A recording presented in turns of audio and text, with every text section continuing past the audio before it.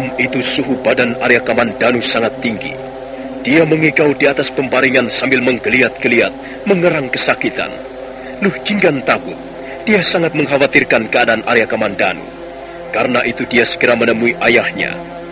Empu Lunggah mengatakan bahwa malam itu, yang merupakan malam ke-40 setelah Arya Kamandanu digigit ular naga Puspa Kresna, adalah malam yang paling menentukan. Empu Lunggah mengharapkan bahwa Arya Kamandanu akan mampu bertahan sampai esok hari. Mereka kemudian bergegas meninggalkan bilik dan melangkah menuju ruangan di mana Arya Kamandanu dirawat. Tunggu, Nduk. Tunggu sebentar. Aku akan mengambil cambuk. Cambuk? Untuk apa, ya? Untuk membantu Angger Kamandanu memenangkan pertarungan melawan kekuatan gaib itu. Kau tunggu sebentar, Nduk. Cambuk itu kusimpan di dalam sebuah peti di ruangan tidur ayah. Iya, tunggu sebentar. Ayah akan segera kembali.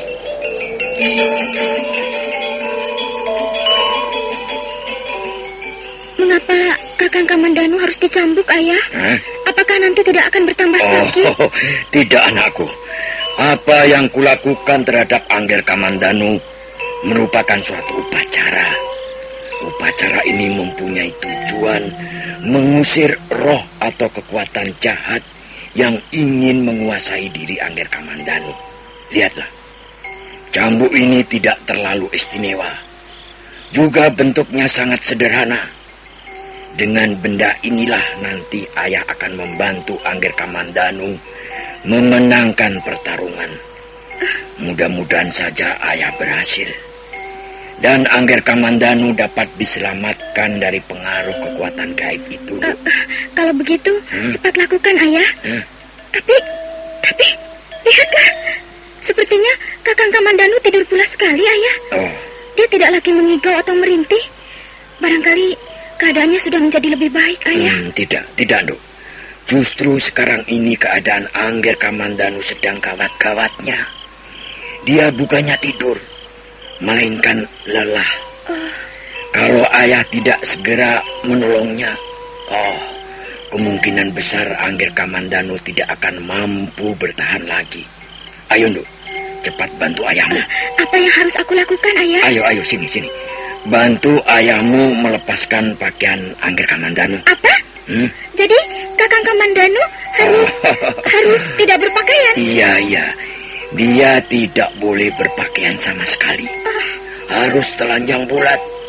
Tidak boleh selembar benang pun menutupi bagian tubuhnya.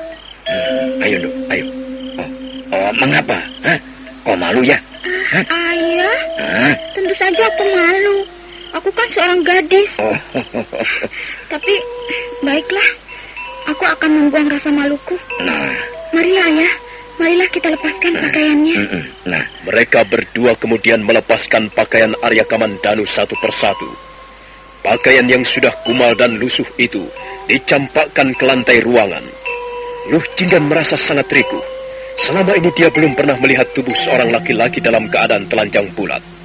Tapi akhirnya dia bisa mencampakkan rasa rikuhnya karena dia harus menolong Arya Kamandanu. Ayah, noda-noda hitam itu banyak sekali. Lihatlah. Mengapa bisa menjadi begini, ayah? Kasihan sekali. Kalau kau merasa kasihan, merasa iba, cepat bantulah ayahmu. Bantulah aku mengangkat tubuhnya. Jadi, ayah akan membawanya pergi? Kemana, ayah? Mengapa tidak di halaman pondok saja? Tidak bisa, Nduk.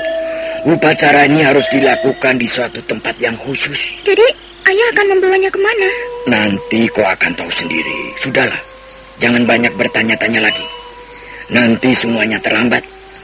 Dan kalau sampai terlambat, kita tidak akan bisa berbuat apa-apa lagi. Ayo, Nduk. Bantu ayahmu. Baik. Yuk. Iya.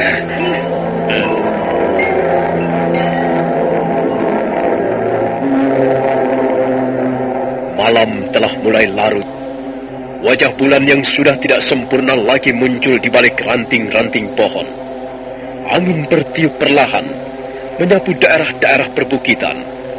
Sementara itu kabut tipis melayang-layang rendah di atas permukaan tanah. Udara sangat dingin. Empu Lunggah mendukung tubuh Arya Kamandanu dan membawanya berjalan menuruni lereng Bukit Kedung Peluk. Luh Jinggan mengikuti di belakangnya bersama Jamantara. Mereka terus menuruni lereng bukit, semakin jauh meninggalkan pondok. Nah, kita sudah sampai, Dok. Kita sudah sampai di tempat yang kita tuju. Pohon itu besar sekali, Ayah. Pohon itu namanya apa? Daun-daunnya sangat rimbun dan cabang-cabangnya menyeramkan. Nanti kita akan mengikat tubuh Angger Kamandanu di pohon itu. Dan selanjutnya aku akan mencambuknya. Mengapa harus begitu, Ayah? Apakah upacara ini tidak bisa dilakukan di tempat lain? Mengapa harus diikat di pohon itu? Dengar, Duk, dengar. Pohon itu namanya pohon Papa Sanghara. Papa Sanghara artinya pohon penghalau bencana. Kau nanti akan melihat sendiri keajaiban pohon itu. Pohon itu memang sejak dulu biasa dipergunakan untuk mengusir kekuatan jahat yang merasuk di dalam raga manusia. Nah, apakah kau sudah siap? Sudah, Ayah. Aku sudah siap. Nah, kalau begitu, marilah kita angkat Angger Kamandanu ke bawah pohon itu. Ayo. Ya, bantulah aku mengangkatnya, Nduk. Mereka kemudian mengangkat tubuh Arya Kamandanu dan membawanya ke bawah pohon.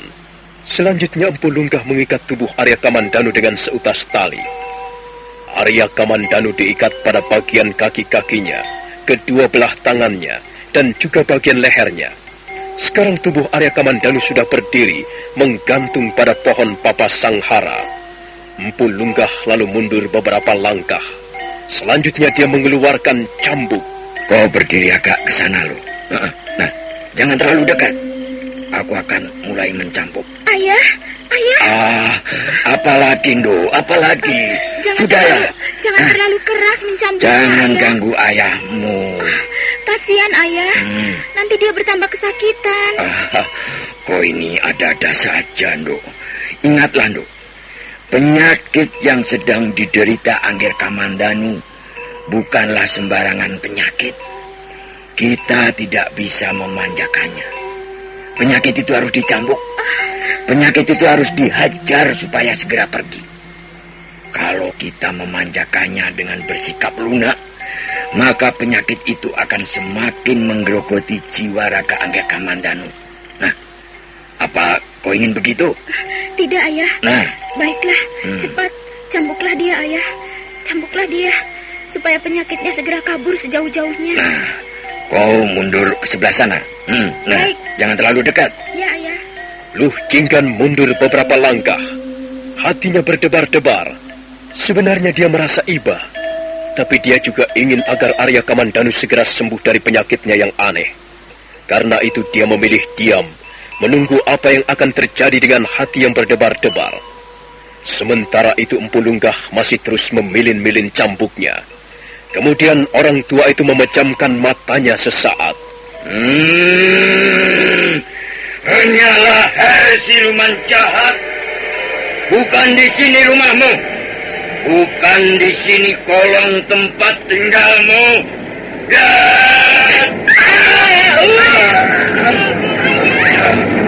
Kau tidak mempunyai kuasa apapun juga atas diri manusia. Hanyalah iblis jahanam.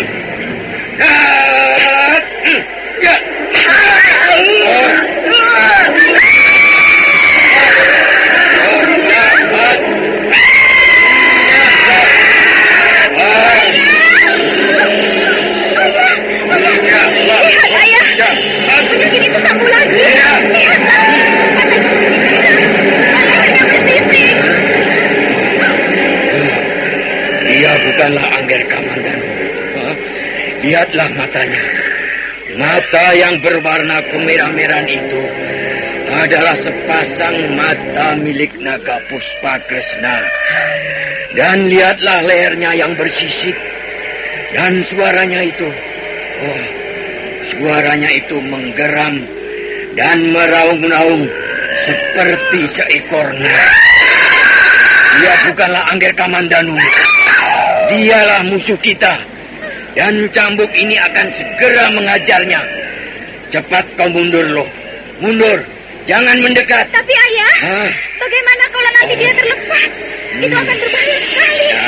Dia bisa mengamuk. Iya. Dia bisa mengejar-ngejar kita dan membunuh kita. Tidak akan terjadi, loh. Dia tidak bisa berbuat apa-apa selama diikat di bawah pohon Papa Sanghara. Pohon itu akan tetap menahannya di tempatnya, loh. Dia tidak akan mampu bergerak kemana-mana. Dia bisa mengerahkan seluruh kekuatannya. Tapi dia akan terus melekat pada batang pohon itu. Lihatlah.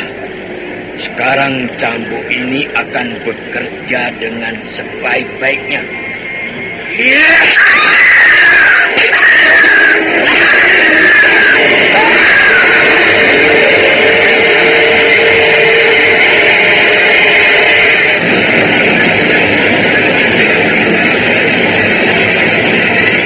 Empu Lunggah tidak lagi memberinya ampun. Dia terus mencambuk dan mencambuk. Ujung cambuk menggeletar menampar punggung Arya Kamandanu, menghajar betisnya, perutnya, dadanya, wajahnya, keningnya, dan seluruh anggota tubuhnya yang lain. Arya Kamandanu menjerit-jerit kesakitan, meraung-raung, dan berontak sejadi-jadinya. Tapi aneh sekali, dia tidak mampu bergerak sedikit pun. Batang pohon Papangsara sepertinya menangkap dan meringkusnya dengan erat. Itulah pohon ajaib, pohon penghalau bencana.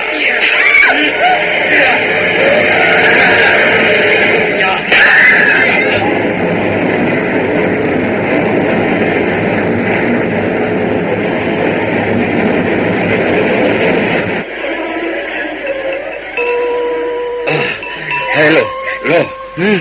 Ada apa dengan dirimu? Sudahlah. Mengapa kau menangis? Tinggalkan saja dia. Aku tidak tahan melihatnya, Ayah. Kenapa? Dia seperti binatang saja. Dia dicambuk seperti binatang.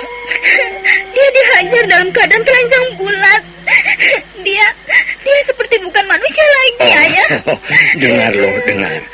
Angger Kamandanu memang sudah kehilangan sifat-sifat kemanusiaannya. Dia sudah kepanjingan roh jahat itu. Justru dengan mencambuknya, aku berusaha mengembalikan sifat-sifat kemanusiaannya. Tapi kasihan sekali, Ayah. Aku tidak tahan melihatnya. Aku belum pernah melihat penderitaan manusia seberat itu. Aku tidak tahan melihatnya, Ayah. Sudahlah, hapuslah air matamu, loh. Jangan membuat ayahmu menemui kesulitan yang baru. Sudahlah, tidak usah menangis. Mudah-mudahan Angger Kamandanu segera bisa disembuhkan. Itulah yang kita harapkan, bukan? Iya, Ayah. Nah, mudah-mudahan. Nampaknya dia kembali pingsan. Mungkin dia kehabisan tenaga, Ayah. Iya. Dia meraung-raung keras sekali.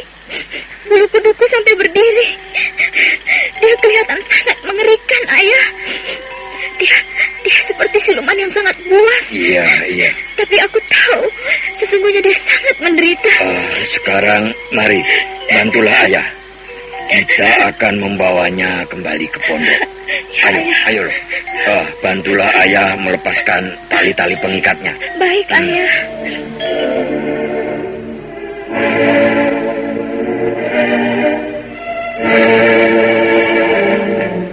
Luh Jinggan membantu ayahnya melepaskan tali-tali pengikat tubuh Arya Kamandanu. Setelah mereka selesai mengerjakannya, mereka pun segera membawa Arya Kamandanu kembali ke pondok. Empu Lunggah membaringkan Arya Kamandanu di atas balai di dalam biliknya. Arya Kamandanu masih dalam keadaan pingsan. Luh Jinggan menyeka peluh yang membasahi leher dan bagian wajahnya. Ya, sudahlah. Tinggalkan saja dia. Tidak, Ayah. Aku akan menungguinya. Aku akan menunggu di sini. Kau juga harus istirahat, loh. Kelihatannya kau sangat lelah. Nanti kau bisa jatuh sakit. Tidak, Ayah. Aku tidak apa-apa kok. Aku sehat.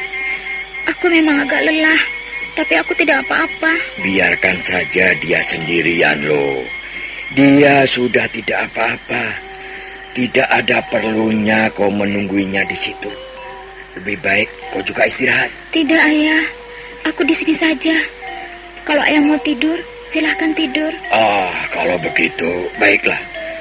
Tapi kalau nanti kau jatuh sakit dan merengek-rengek, awas. Ayah tidak akan menggendongmu lagi. Ayah tidak akan memanjakanmu. Tapi ayah akan mencambukmu. Jangan begitu, Ayah. Aku kan hanya duduk di sini. Aku tidak akan mengganggunya. Lagi pula, nanti kalau sudah mengantuk, aku akan tidur. Kau memang anak bandel loh. Baiklah kalau begitu.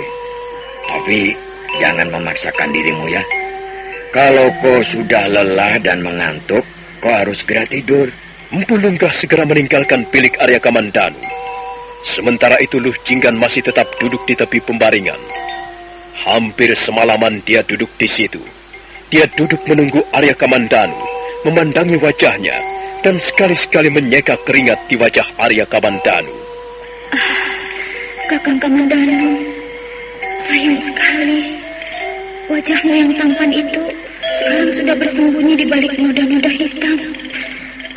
Kakang, tahukah kau apa yang terjadi pada dirimu? Kasihan sekali kau, Kakang. Kasihan sekali.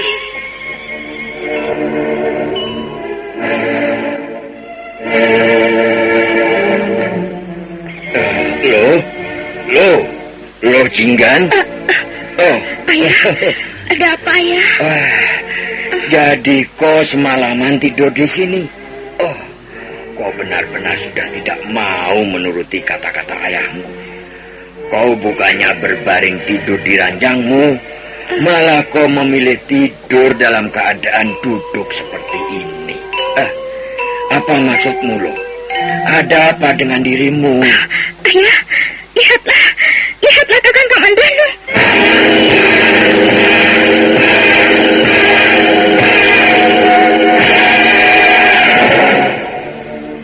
Memang, semalaman itu Luh Jinggan tidak kembali ke ruangan biliknya.